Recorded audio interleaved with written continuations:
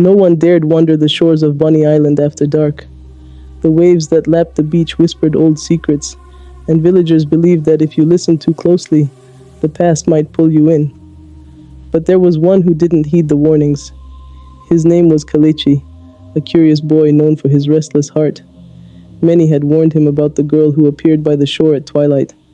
Her song, faint, sorrowful, lingered in the evening air, and they said if you listened long enough, it would latch onto your spirit, never letting go.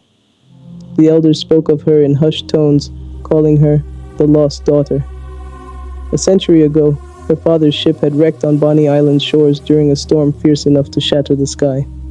She was a trader's daughter, rich and beautiful, but when the storm claimed her, she had no rest. Since then, her spirit haunted the beach, looking for something or someone. One night, as the sun dipped below the horizon and the village settled into its evening rhythm, Kalechi heard her song. It was faint, as though carried on the breeze, but it was real. His heart skipped, curiosity flaring into something deeper. He crept to the shore, where he saw her, a girl dressed in flowing white, her hair glistening like starlit waves. She was beautiful, her eyes holding a sadness that he couldn't resist. The villagers noticed the changes in Kalechi soon enough. They saw him slipping away each evening and warned him of the midnight parties. It was a tale as old as Bonny Island, gatherings of restless souls, a twisted celebration where the living were lured into the world of the dead. Kalechi only laughed, brushing off the stories, lost in the girl's haunting gaze. Each night, he met her at the edge of the waves. She told him her story, how she had once been the joy of her father's heart, how she'd lost her life so suddenly and tragically, and how she'd wandered, year after year, waiting for a soul that reminded her of what she'd lost. And Kalechi listened, feeling his heart sink and swell with each word. One evening, as they stood under the moon's watchful eye, she held his hand, colder than he could ever imagine. "Stay with me," she whispered, her voice echoing softly against the waves. "Join me in the place beyond this life.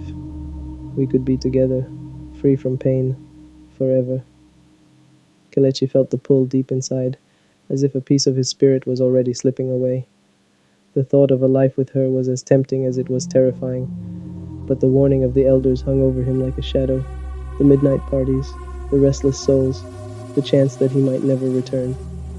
He pulled back, torn, and the sorrow in her eyes deepened, darkening like a storm about to break.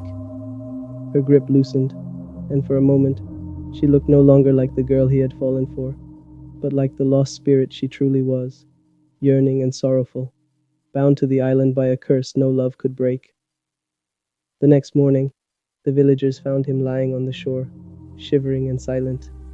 His eyes had a haunted look, one they had seen before, in the eyes of those who had ventured too close to the spirit world.